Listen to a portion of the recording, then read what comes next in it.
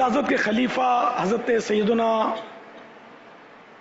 فقیہ اعظم ابو یوسف محمد شریف کوٹلوی علیہ رحمۃ اللہ القوی نے کتاب لکھی ہے اخلاق صالحین.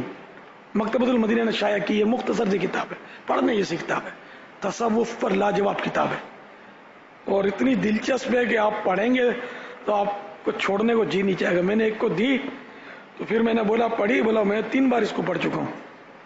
اتنا اس کو دلچسپ رہی وہ کتاب. آپ ضرور لیجئے اس کو. یہ 100-125 صفحے ہوں گے شاید, یہ بس اتنی ضخامت ہوگی تقریباً. تو ہوگی مطلب میرا خیال ہے 15-20 روپیہ دیا ہوگا, اور کتنا ہوگا. باپا مکتبۃ المدینہ کی کتاب اخلاق الصالحین 80 صفحات تقریباً ہے اس کے, اور 19 روپیہ ہدیہ ہے باپا. ماشاءاللہ. میں نے تو آج سے کوئی میرا خیال ہے کوئی 40 سال پہلے پڑھ لی ہوگی یار. سبحان اللہ. تو میری ہی درخواست پر تو مکتبے نے چھاپی تھی. مجھے بہت پسند آئی تھی کتاب. یہ پڑھنے والے بنے. آپ کو ڈرا نہ دے تو مجھے بولنا. آپ کو خوف خدا سے آپ کو تھرا اٹھیں گے اس کو پڑھیں گے نا. اب یقین نہ آئے تو پیسے واپس.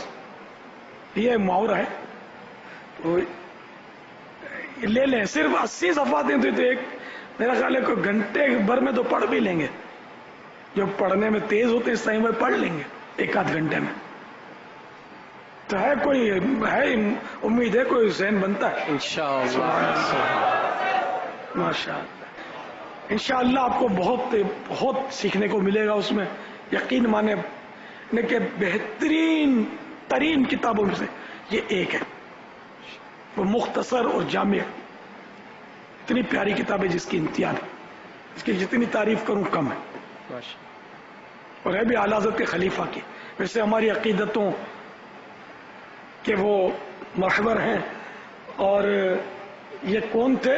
اعلیٰ حضرت خلیفہ مولانا ابو یوسف کوٹلوی علیہ رحمۃ اللہ القوی. یہ تھے سلطان الواعظین مولانا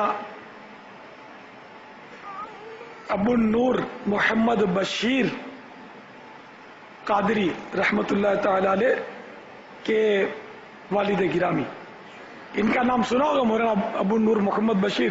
سچی حکایات جن کی مشہور ہے, بہت مشہور ہے سچی حکایات. مثنوی کی حکایات, عورتوں کی حکایات, پتہ نہیں کتنی کتابیں انہوں نے تحریر کی ہیں.